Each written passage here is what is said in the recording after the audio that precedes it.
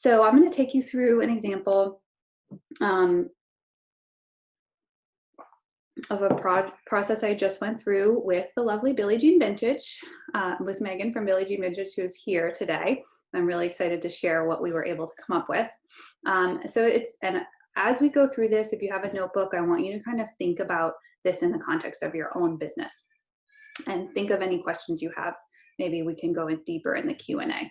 So first step is hypothesis formation. So right now what we did, and this is something I'm recommending to everyone I know, all my clients, and taking them through this process. Right now, especially in the time of pandemic, we want to ask 3 questions. So first is what's changed? And so for Megan, who owns Billie Jean Vintage, which is a fabulous vintage store here in Burlington, Vermont, you should all go visit and shop from there. I have lots of their clothes, and Megan's amazing to work with, and she's very passionate. So what this is just a pretty big picture change. Sorry if you hear some kids in the background. I don't know about you guys, but my kids are home and sometimes they make noise. This is real life. So we asked what's changed. So a big change is that the world is working at home. They're not and so that leads into question number 2 is what new needs or challenges do my customers have right now? So people are not working in offices or going out to dinner. And so the need for dress up clothes is drastically down, and it's just a jammies all day situation. And so that, as you might imagine, for a retail clothing store that mostly sells dress up outfits, lots of everyday stuff too, but a majority of it is sort of fancy dresses to wear out and look fabulous. This is, you could really view this as like a pretty devastating change for this business. But what we were able to do with this process is be creative and figure out and see an opportunity for us. So one thing we accomplished by asking, okay, Megan said, how can I help with given this scenario? How am I uniquely qualified to do it?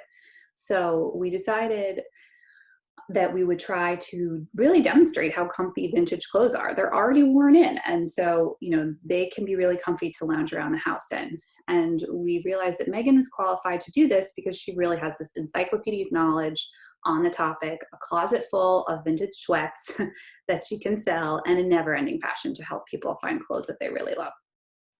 So then moving on to the next one. Oops. Sorry, guys. Here we go.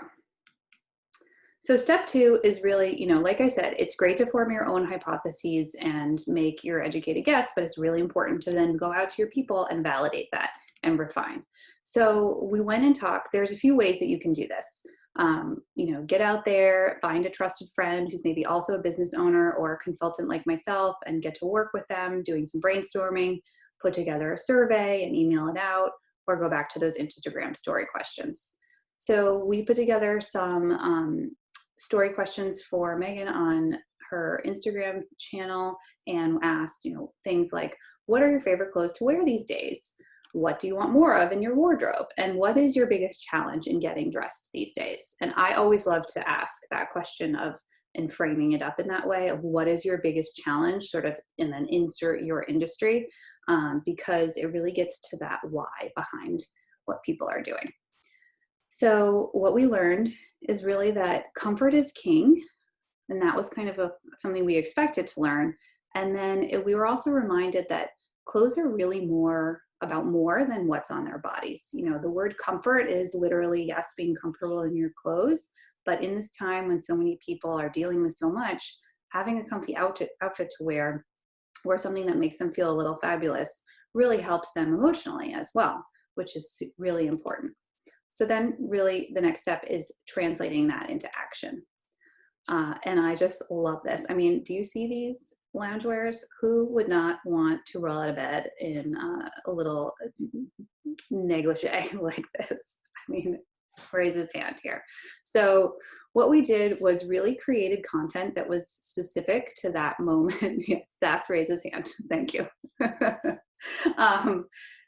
we created content, or Megan created content that was really specific to the moment and using the words that the people actually gave in that story. We were able to provide a solution to their emotional and practical needs. And then we also incorporated their ideas back to that concept of your customers have good ideas. So in addition, she was already promoting like vintage sweatshirts, and now the weather is warming up a little bit, although it did snow today in Vermont. Hello, that's crazy. She incorporated their ideas and added some content on t-shirts in addition to the sweats. So hey, look at that, it worked. This is the caption from the previous picture. Pale pink has sold, and I'm not sure, Megan, maybe you've even sold more of those from now. So we're upping the PJ game with some vintage loungewear, which is awesome. We all need more sales right now, right?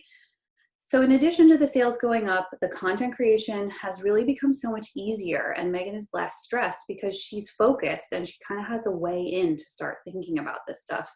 And she doesn't feel smarmy and salesy because she has figured out how to connect with people and provide